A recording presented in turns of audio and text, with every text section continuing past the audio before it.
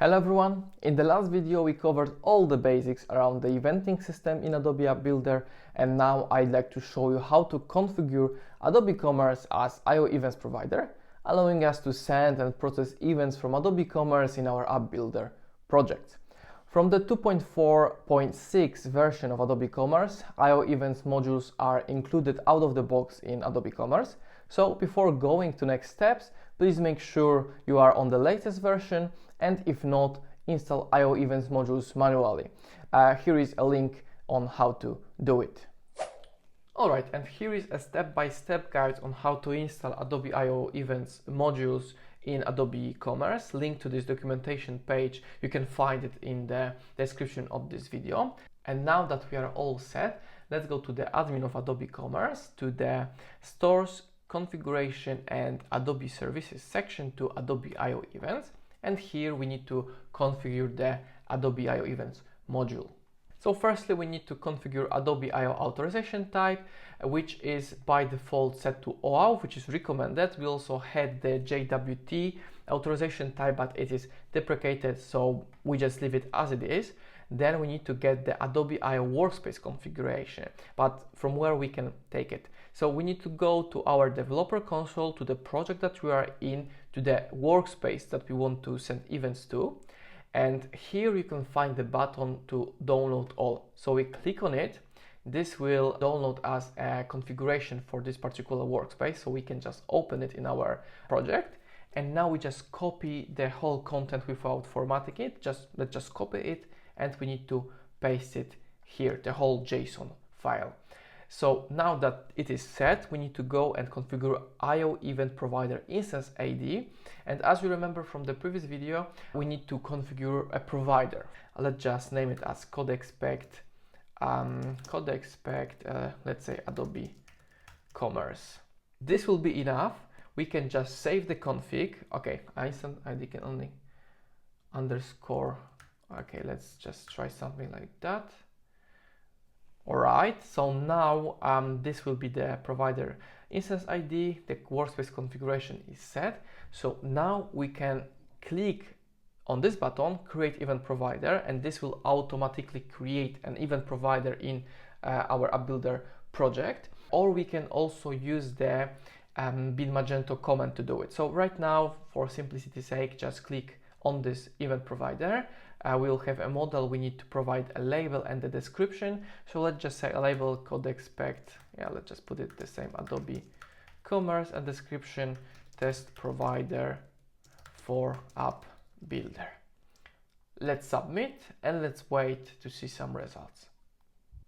Alright, perfect. We can see that this request was successful. So we have a message here that event provider created with ID, and this ID is right now also set into the Adobe I/O event provider ID field.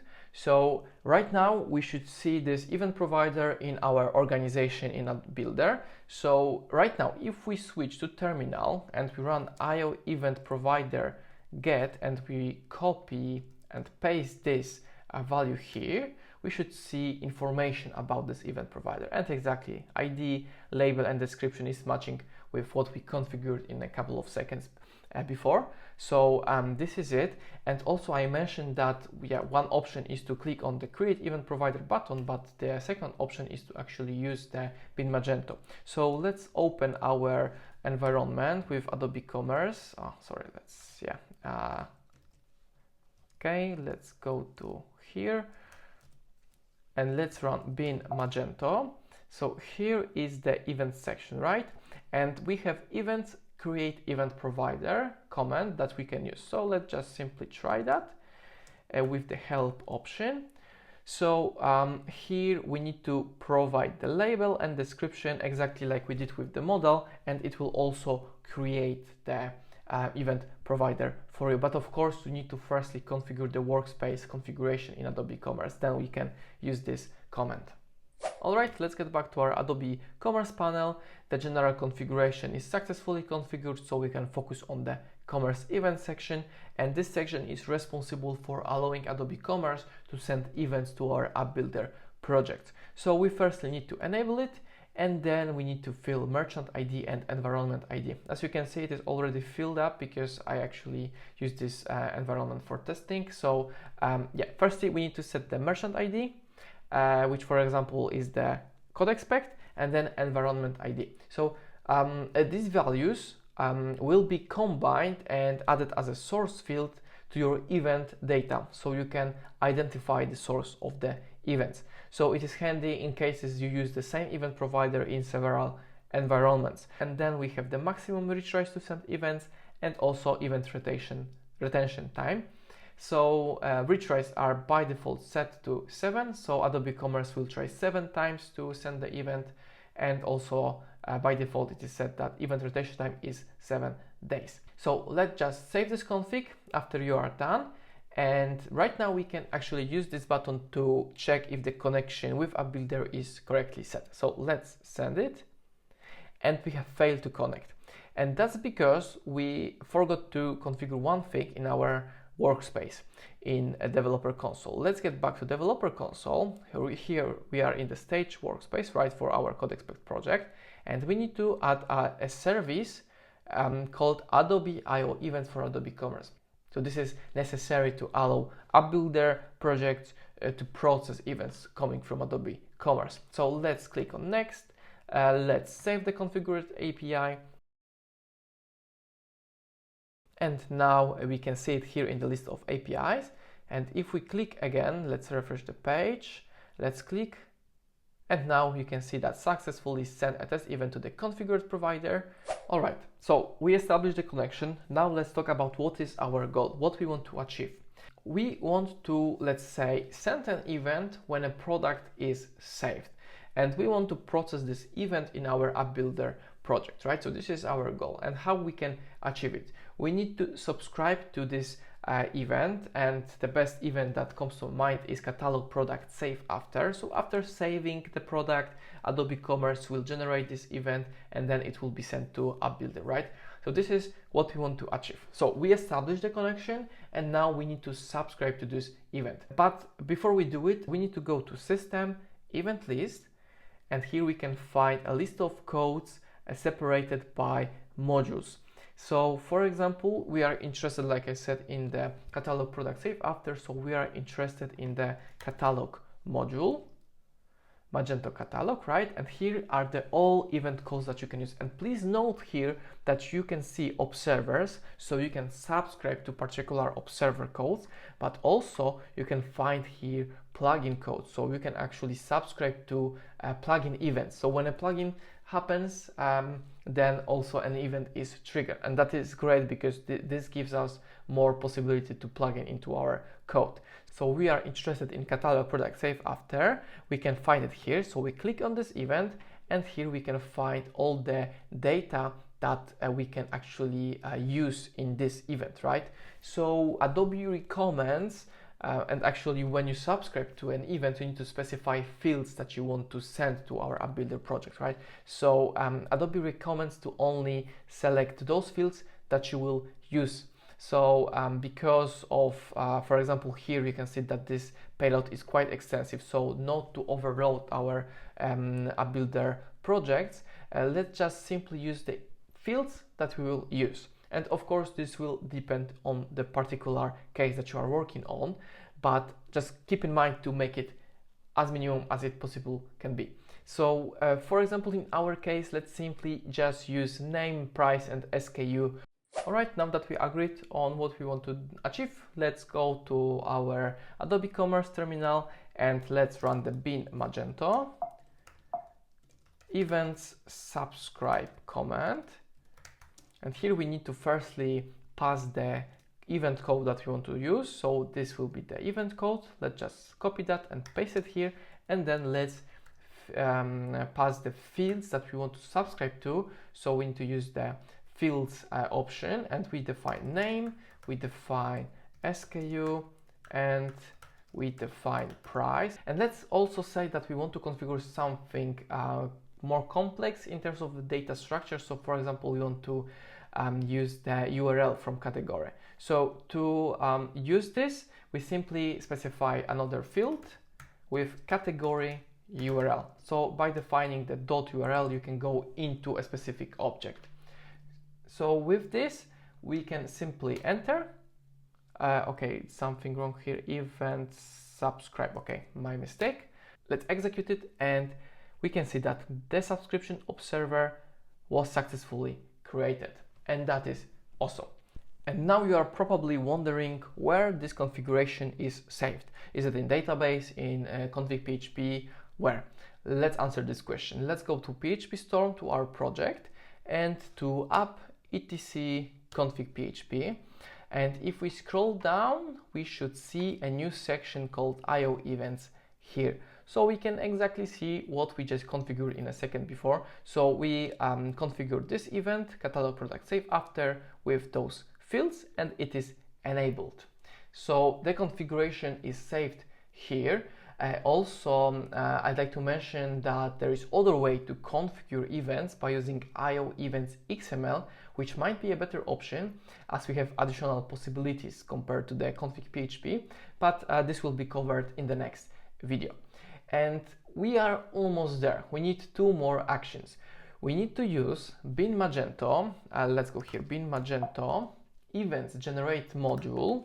So there is this command module to generate a module that will plug into the necessary code in order to send our subscribed events to IO events API. So once we do it, we should see a new module created in app code Magento directory, which is Adobe Commerce events. So here is the code that was generated by this command, and it is required to have this module installed, because if you do not have it, your events will not be sent to App Builder. So here we can go to, for example, etc DI-XML to see that we plug in into the event manager interface. So if we go to manager interface plugin, we can see a code that is responsible for plugging into the after dispatch method in the manager interface. So after dispatching the event right in Adobe Commerce internally, then this code is actually executed, and then based on the configuration in event code observer, here we define the event codes that we subscribe to. So depending on the configuration that you configure, this will be of course updated. In case you also have a plugin subscription, it will all be generated. So this is important. Execute this command after changing any subscription. And of course, we need to also enable this module. So let's just use the bin Magento module enable command, right? No modules were changed. Okay, yeah, I was playing with it, so probably it is already somewhere saved, but you should see that it is enabled. And also let's run bin Magento setup upgrade to make sure that it is all correctly installed. Keep generated. Right, okay, let's wait for it. So after this is done, the configuration, the module should be all fine. And there is one more step. Like I mentioned, we needed two more actions. So this is one step. And one more step is to actually configure event registration in App Builder in the developer console. Because as you remember from the previous video, we need event providers, we need to subscribe to events, and then we need to register, right? We need to have an event registration. So let's do it. Let's get back to our browser. Let's go to developer console. Let's click on the add service event and choose commerce events. And here you should see your Adobe Commerce provider. So this is the provider that we configured, right? If you remember, we configured CodeExpect Adobe Commerce as the instance ID, right? So this is here, and you should also see it here. And of course, we can configure the event registration by using developer console, but you can also configure it using it by IO CLI. I actually explained that how to do it in the previous video, but we'll do it with the developer console here right now. So let's click on the next, And here, as you remember, we also executed the bin magento event subscribe command. So here we have the configuration, right? We wanted to subscribe to event catalog product save after, which is here. So let's just click on it. Let's click next. Let's select the OAuth server, which is by default set, and then we name the registration. So for example, it should be named as catalog. Let's click next. And then we need to select the receiver. So in our case, let's just use, for example, the runtime action and the generic action. So if I'm not mistaken, we just simply return the hello world. So yeah, we will not process anything right now. We just want to see that this event is actually sent to this runtime action. So let's save this configuration. And okay, we have the message that it was successfully created. We can see the events registration here, and we can also see the journalic unique API endpoint, the event provider, which is the CodeExpect Adobe Commerce. We can see the list of events that we subscribe to, and also the event receiver, which is the generic runtime action. All right, after all those steps, we are finally done with the configuration. We can now test it out. So let's go to the catalog list and let's just save any product just to see if it works correctly. So let's go to this product. Let's add a test suffix here and let's just save it. And now probably you are expecting that this event is immediately sent to App Builder project. It's not actually the case. If we go to debug tracing, we will not see it here. And that's because Adobe Commerce works this way, that this event is actually saved into database, into event data table. And then there is a cron process that checks every minute if there are any new events, and then it sends out those events to App Builder project that we configured. So there is a delay of 1 minute. If you save a product, you can wait up to 1 minute until the event is sent to App Builder. So please keep that in mind, because yeah, I was expecting that this works in real time, but actually, yeah, it works differently. So if we open database and we go to event data table and we refresh it, we should see the event here. So please confirm that firstly you see this event data here. So we have the track event, like a track ID to track the event. Then we have the event code, we have the event data, and if we open it, we can see that we have the name, category, price, and SKU. So it's all that we configured is all here. Then we have some metadata with the version of Adobe Commerce, client version, and so on, also with the store ID, website, and so on.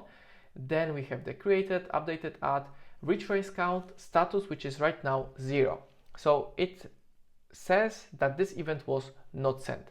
So right now, to send it out, we can simply run bin magento sys cron. Cron run. Yeah, cron run.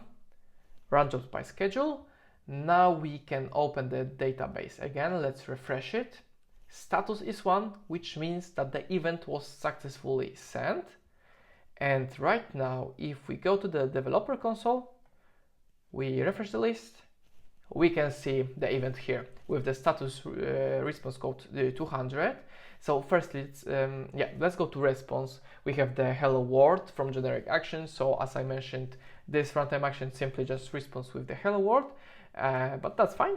We can copy the payload. Let's open it, for example, in PHP Storm, JSON, let's paste it. And here we can see the data that was sent to our project. So for example, here you can see the source field that I mentioned before. So here you can distinguish the particular environment.